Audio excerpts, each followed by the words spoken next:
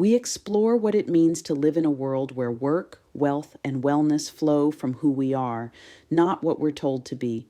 Web3 isn't just technology, it's a return to truth, a remembering that our connections are capital, that creativity is currency, and that every act of kindness is data the universe never forgets. So take a breath, feel your power, and let's tune together because the future isn't waiting, it's already human. Today, we're connecting stories that reveal a powerful pattern about resilience, sovereignty, and human networks rising where institutions stumble.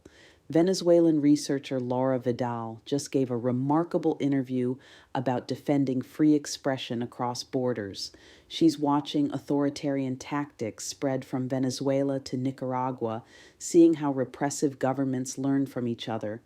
But activists and journalists are creating powerful counter networks, sharing tactics, and building trust across borders in what Vidal calls digital third spaces.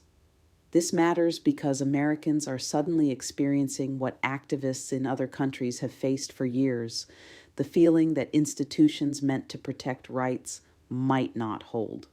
This newfound understanding of vulnerability positions Americans to join forces with global movements.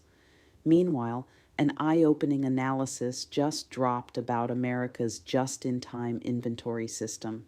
Since the 1970s, nearly every industry has stripped away inventory buffers. What you see on the shelf is literally all there is. The upside, lower costs. The downside, any disruption and the whole thing collapses. Even our power grid's spare transformer supply has become dangerously lean. When centralized systems are this brittle, decentralized community networks become essential.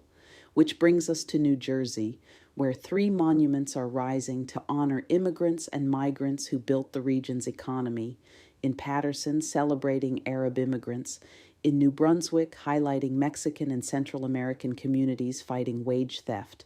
In South Jersey, recognizing African American migration and Japanese Americans recruited from World War II internment camps. These aren't just memorials, they're declarations that human labor, dignity, and connection are the real foundation of prosperity.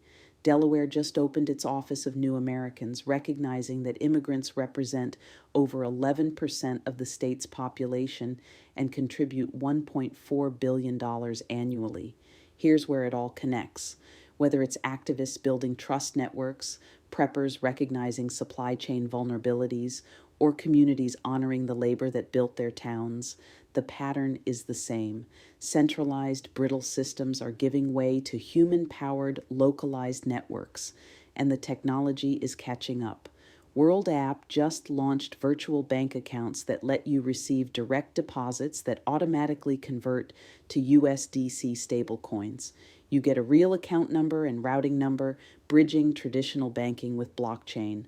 Bitcoin is trading around $86,600, and the infrastructure for economic sovereignty is solidifying. The Tennessee Titans' new $2.1 billion stadium just hit a major milestone. 18% of work hours went to residents from high poverty promise zones. Over $110 million went to small, women-owned, and minority-owned businesses, and 96 people graduated from construction training camps, with over three-quarters receiving job offers. When proximity to people becomes your superpower, when you treat connections as capital and community activation as the path forward, you can start building human-powered microeconomies in your own community right now. Join us in driving currency for humankind by visiting us at humn.world. You're not just preparing for uncertainty, you're building the world we actually want to live in, one neighborhood, one network, one act of collaboration at a time. The future of blockchain isn't just about faster transactions or more complex smart contracts. It's about creating systems that give people more control over their data, finances, and digital lives. When we prioritize human needs over technical novelty, blockchain becomes a tool for building the kind of world we actually want to live in, one where technology serves humanity, not the other way around.